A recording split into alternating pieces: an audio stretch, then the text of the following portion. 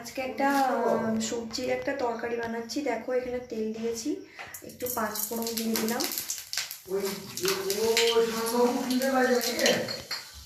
পাঁচ ফোড়নটা দিয়ে দেখো এই সবজিগুলো আমি দিয়ে দিচ্ছি।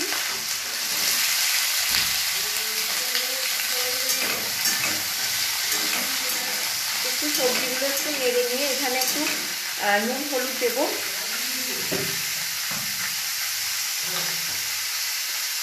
এখানে একটু নুন দিয়ে দিলাম,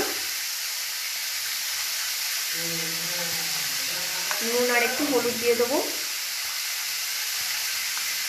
একটু দিয়ে নেড়ে নেবো। ঝালটা সবার মতো যে যেরকম ঝাল খায় সে সেরকম ঝাল দেবে। আমি এখানে দুটো কাঁচা লঙ্কা দিয়ে দিয়েছি, আর মানে এরপর জল দিয়ে দেবো। দিয়ে নামানোর সময় একটু সবজি মশলা দিয়ে ওটাকে আমি একটু ধনেপাতা দিয়ে নামিয়ে দেবো। আর যদি কেউ মিষ্টি খেতে চায়, অ্যাম্বিশন চ্যানেলে সবাইকে স্বাগত। তোমাদেরকে দেখিয়েছিলাম যে সবজিটা রান্না করে নিয়েছি। এবার এটা হয়ে গেছে, আমি এখানে সবজি মশলা দিয়ে দিয়েছি। এবার যার যেরকম বাড়িতে সবজি মশলা আছে সে সেটাই দেবে। এবার লাস্টে আমি এবার এটা একটু ধনেপাতা দিয়ে দেব। একটু ধনেপাতাটা দিয়ে আমি নামিয়ে নেব।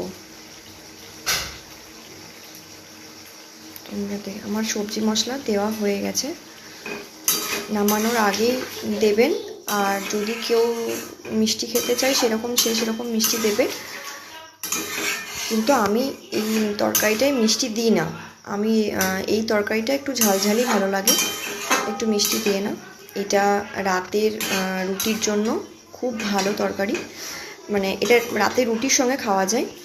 তো ওকে, আমার ভিডিও ভালো লেগে থাকলে প্লিজ লাইক কমেন্ট করে দিও। Thank you.